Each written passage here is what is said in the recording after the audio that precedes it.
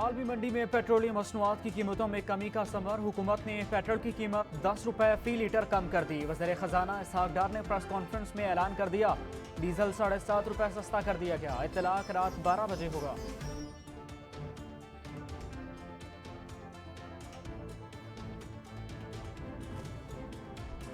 तरक्की पजीर ममालिक को बहुत से चैलेंजेस दरपेश हैं। कर्जों के बोझ और खुराक जैसे मसाइल का भी सामना है।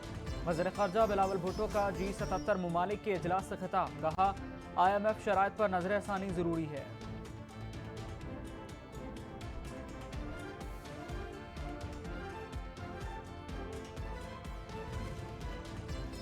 इस्तीफों की मंजूरी का मुतालबा। शाह महमूद कुरैशी ने स्पीकर कौमी असम्बली के नाम एक और खत लिख दिया। कहा, इस्तीफा इज्तिमाई फैसला है, तस्दीक के लिए अरकान को फौरी बुलाया जाए।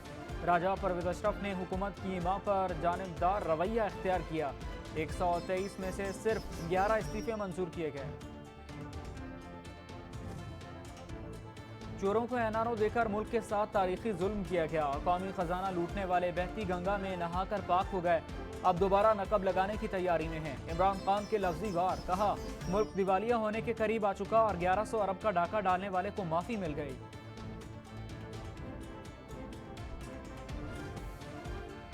और तलाल चौधरी ने तोशाखाना केस को मुल्की तारीख का सबसे बड़ा स्कैंडल करार दे दिया। कहा, पहले मुरीद चोर निकला था, अब मुर्शद भी चोर निकली। 6 अरब मालियत के तहाइफ की कीमत 3 करोड़ लगवाई गई। जो शख्स अपने ही बच्चों की मालूमात छुपा सकता है, उससे कुछ बैद नहीं। बनी गाला पर छापा मारा जाए तो ना जाने क्या क्या बरामद होगा।